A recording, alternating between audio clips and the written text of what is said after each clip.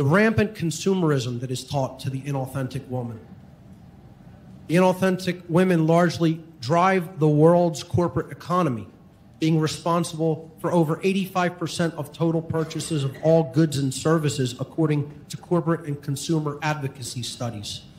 This is not only well past the natural expected median, but it is ridiculously skewed.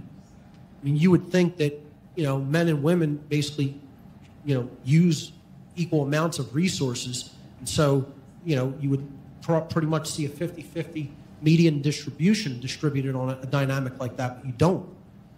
85 to 15. I mean, that's unnaturally skewed. This is not only well past the natural expected median, but it's ridiculously skewed, and it shows just how much corporate advertising is completely geared toward the manipulation of women. It also shows their purchasing power and their power to influence entire societal trends. I would say for the worse, or if they choose to step into their true power, they can influence things for the better societally.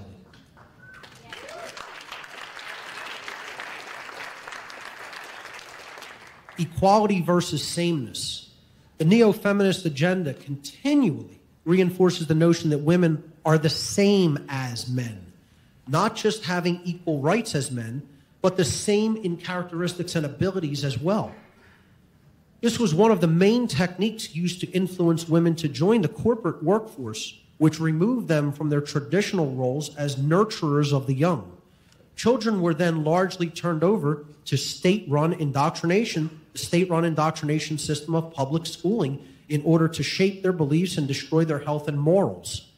Abandonment issues were also created when children were put into public schooling through parents being absent, both parents in the workforce being absent from the children during the 15,000 hours of compulsory schooling that children are made to endure in Western culture.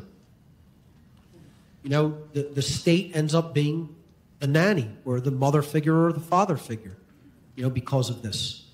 It's a side effect, of the whole agenda to bring women into the corporate working world. Not to say that, women shouldn't have careers. I'm just saying there was an alternative agenda. There was an alternative motive at work when this was done. Beyond the conditioned woman is being socially engineered to love the state. This is what I call the unholy matrimony between women and government. They're being engineered to love the state for the small, tiny perks that they are given by it. On a subconscious level, they've bought into the state as a protective father figure. And this itself is an expression of a parental abandonment issue, or perhaps not having a strong father figure during their formative years. Emotional, spiritual, and sexual connections between men and women are being eroded and may be eventually eradicated by the state. The state continually positions itself to be psychologically accepted, especially by the inauthentic woman, as the provider, the protector, and the husband. The vast majority of women in our society, unfortunately, will not speak out against the state for these very reasons. And ladies and gentlemen, I just have to be honest myself. I mean, when I look at political rallies, it is so skewed. It's nowhere near a 50-50 distribution in mainstream politics where people are trying to vote for a master. I mean, it's like over 75-20. It's over 3/4 to 1/4 female to male distribution, at least, just by my own cursory, assessment of the numbers involved. Why would so many women be directly involved in the process, the governmental process to pick a new slave master? It's a sad thing, but I have to point it out. Just like the numbers in a place like this are pretty equal, very equal, just looking at the audience, because we're highly conscious people who are aware of a lot of these agendas. But I mean, in general, in the movement to just even have less government in our lives, again, it's a very skewed thing where it's largely men, and I would say it's probably an 8 or 9 to 1 ratio in what I would call the freedom movement, or what I would personally call the My Freedom movement, as I talk about. I don't think we have a true freedom movement built yet. I think this is a start of one here at the Free Your Mind conferences and events. But I think people, who want less government want it that way for largely selfish reasons still. And they're not thinking about it from a very philosophical and moral level as such yet. It's slowly building to get into those philosophical principles, but I think it has a long way to go. But even within that movement, it's a ridiculously skewed ratio. And you would hope to see a more even gender distribution, but it's largely, the status distribution is largely toward women, and the, freedom-minded distribution is largely toward men, overall in society. Marriage, divorce, and divorce courts. The formal institution of marriage, as sanctioned by the state and religion, of course, is often favored by the conditioned woman, since it brings a personal relationship into union with the violence of the state, which can be used to control men. And this has been traditionally used and steered to the benefit of the female, especially when a marriage ends in divorce.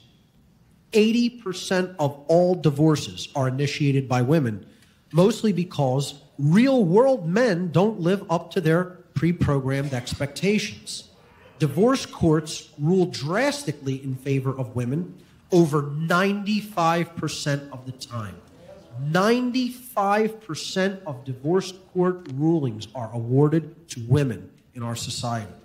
Divorce rates will predictably continue to rise astronomically in our society as long as conditioned women remain attached to the types of unrealistic cultural expectations they have regarding relationships, regarding male-female relationships. These expectations are part of the quote-unquote no man is good enough for me princess programming.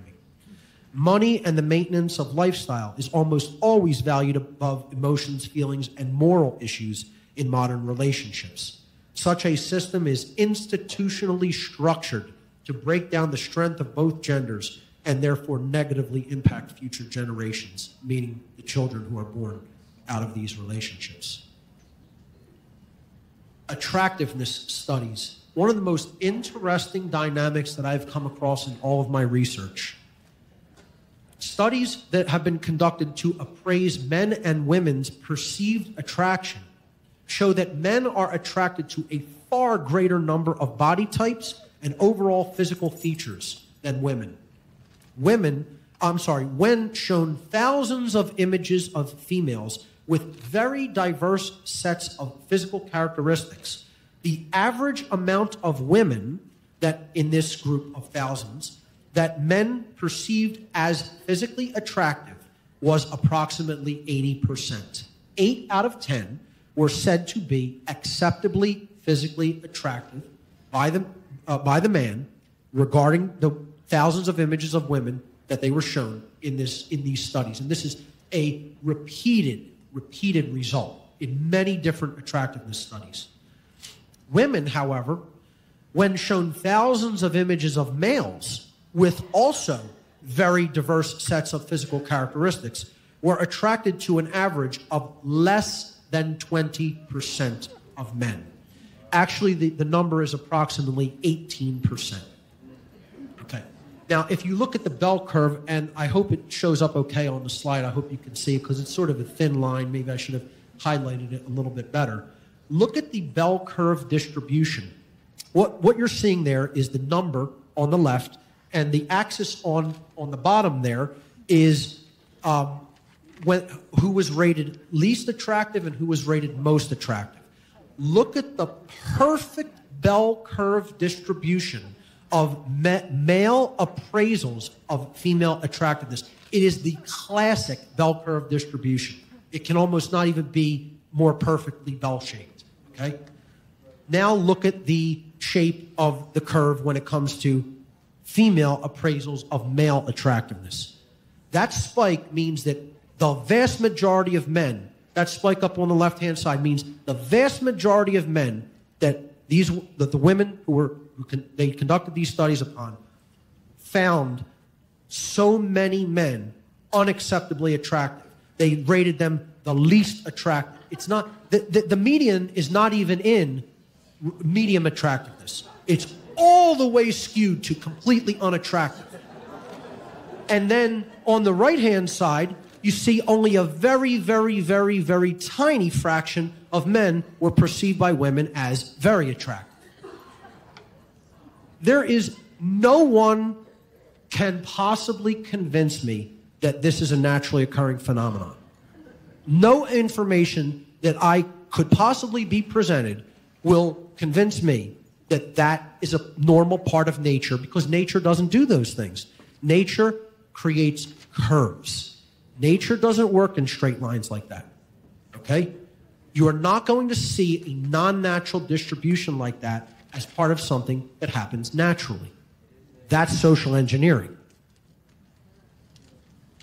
Such attractiveness studies demonstrate that women have an extremely limited range of characteristics which they find attractive in men.